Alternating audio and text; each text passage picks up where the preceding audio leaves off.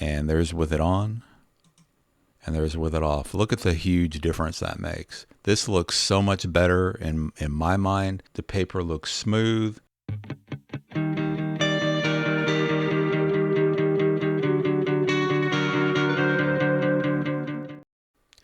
Okay, in this video, I'll take you through how I smooth out background papers, make them look a little bit more professional when the paper is not 100% smooth, it's kind of wrinkly. This happens a lot when I go into the studio and I use the background papers that they do have. I'll try to roll it out as much as I can and cut it off if I have to, but a lot of times it's just not 100% smooth, and it just looks a lot more professional when your shot does not have a wrinkly background. So on this one, we are using background paper, and I'll show you in Photoshop how to do this. This is very easy. It's not very complicated. So I'll take you through step by step how it's done. All right, let's get into it. Okay, so let's start off with this shot of Victoria. You can see it's a nice full-length shot. There's some roughness on the background. The paper is just not 100% smooth, and it doesn't look, there's some. If you look right here, there's some wrinkly areas in the paper, and then up here you can just see, it's just not very smooth. So let's see what we can do to take care of that. So this is in Lightroom. I'm going to go ahead and right-click on the image, and I'm going to choose Edit End, and I'm going to choose Adobe Photoshop, and we'll choose edit with a copy of Lightroom adjustments. You'll choose that if you want to keep all your edits that you've made in Lightroom. So usually that's what you want to do. So I'm going to choose edit, and that's going to bring it up. Now if it brings it up, you can't see the whole image like this, you can hit Control-0 on your keyboard, and that will recenter the photo. And if you want to come down a little bit, make it a little smaller, you can hit Control- a couple times, or Control+ will make it larger. So let's start here. So the first thing I'm going to do, you can see over here in the layers area, I've got a background layer. So the first thing we want to do, and we can do this with this background layer selected, is come over here and you'll see a quick selection icon. If you don't see that tool, you can long click on the tool, and it will give you options. So maybe the object selection tool is what's shown by default. Make sure you don't want the magic wand tool. You want to choose the quick selection tool. Okay. So once you've got that selected, up at the top up here, you'll see Select Subject, and go ahead and click Select Subject. So let's click that. And it's going to think about it, and depending on how powerful your PC is, it could take longer or shorter. It did it pretty quickly, and it does a really good job of selecting the subject. So that makes it really easy. It didn't get it perfect down here.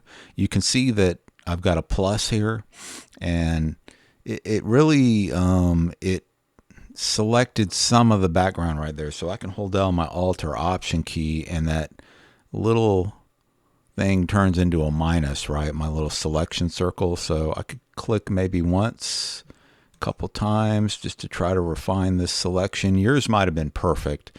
Mine not so much. So that's pretty good right there.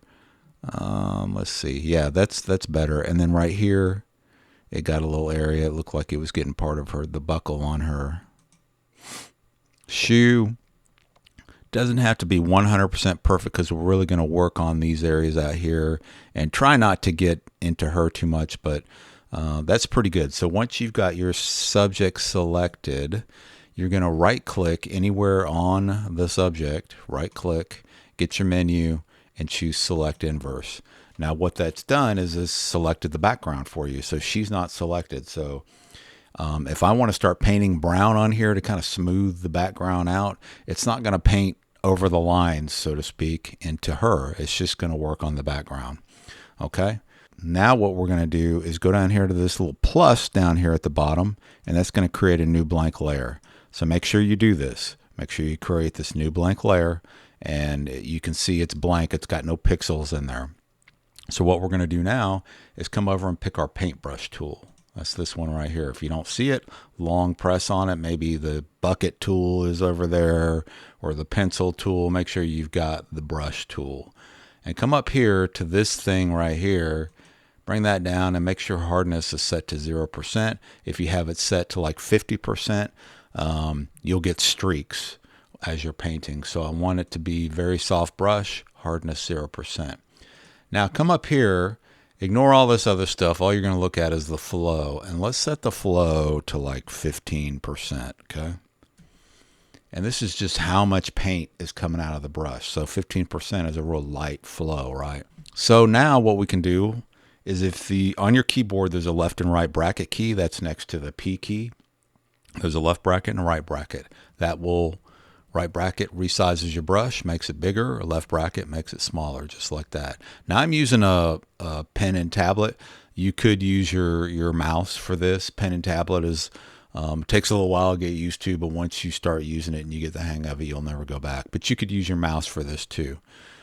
So I'm going to make my brush really large because I don't want to see any paintbrush streaks across here, right? So I'm going to hold down the Alt or Option key, depending on if you're on a Mac or a PC, and that's going to give me a little dropper selection icon here. And what I'm going to do is I'm going to select that color right there. What that does is that loads the sample up into your brush. So you can see right over here to the left down here, you can see that it put brown. It's this top square right here.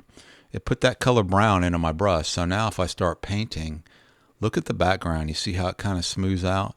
Now, what we don't want to use the same color across the entire background, because if you look at it, it's darker over here in this corner. Whoops, I just clicked on it. Control Z will undo. It's darker over here, and it's kind of darker over here, and down here you can see where the fold in the paper is, and you want to retain some of that so that there's actually, it doesn't look like she's a cutout on a plain backdrop. It's got some depth to it, right? When you see that paper, you can see that she's standing on something. You can see that there's a fold in the paper. That's where it stops, and then it goes up on the background, right? We want to retain that, so we don't want to just wipe it all out. So what we're going to do, and I'll make this a little smaller, is grab different colors, because it's kind of a gradient from left to right and top to bottom. There's kind of a gradient. It goes from lighter to darker, right? We want to kind of maintain that, right? So grab another color here, and then grab this color here. Just keep selecting as you go down and just paint. Gets a little darker down here, so select that color, keep painting. And you can see if I paint here, it's not going to paint over her, right? It's just working on the background, so that's pretty cool. Grab that color there and paint right across there, right?